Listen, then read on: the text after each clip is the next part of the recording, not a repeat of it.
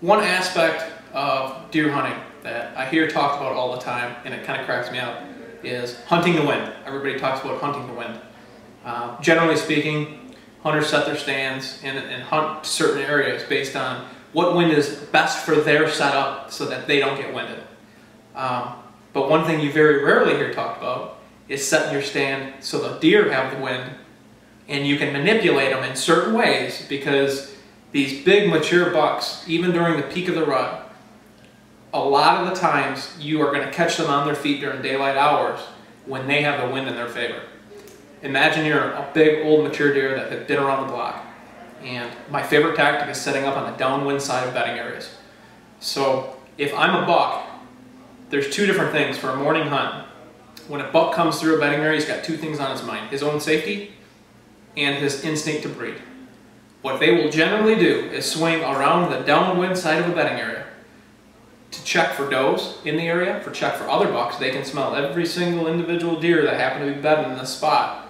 And the other thing, which is a key element, is they are going to be traveling as much as possible with the wind in their favor, wind in their face, so that if you can imagine this is the bedding area, the wind's blowing straight across. Most of these deer, when they come into bed, they're going to come and they're going to swing downwind to scent check that whole bedding area, both for breeding and for their own safety. And when they come in, they're going to circle and catch as much wind in the area that they're going to plan on going into bed as they possibly can. And then they're going to hook right in. Once the coast is clear, they can smell that there's no danger to be had, and they'll go in bed. What you have to do as a hunter is you can't hunt the wind based on what's best for you. You got to find a spot that you can hunt them based on what they're going to want to do and manipulate them with the wind. I call it splitting the angle. If you've got a hard, let's say, northwest wind blowing across my fake bedding area, which is my hand, if the wind is blowing straight in this direction, I would imagine a buck is going to definitely swing down along this backside so that it can scent check anything up in this thick timber where it can't see. I'm going to get on the downwind side of that, and if there's a crosswind of any direction, you set your stand in a position so that your wind is just cutting off the edge, just barely. So when it's coming in, it's got either a crosswind or it's coming straight in, and you can use terrain features to manipulate them as well.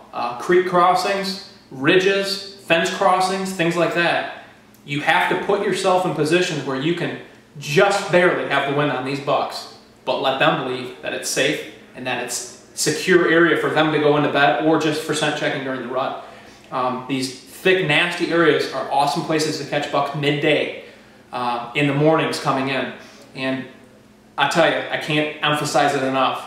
You watch these deer hitting these fields and you follow individual mature deer, and they will come out in the fields during broad daylight when they have the wind in their favor, 10 times to 1 with a wind in the back type situation. Yes, you can catch a deer during the rut, all riled up and cruising, for example, the wind to his back, or not really thinking too much about protecting himself.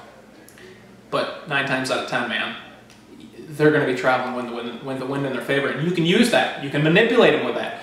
Killing and seeing big deer is all about manipulation. You can do it with creek crossings and things like that, and the wind is such a key thing. As human beings, our sense of smell is something that we remind ourselves of every dinner time or something like that. And these animals, man, they live and die by their noses every single day. So you got to start thinking like a big buck. What would you do if you were trying to survive on a piece of timber that was getting hunted heavily? You got to find a spot where you can manipulate them and split the wind.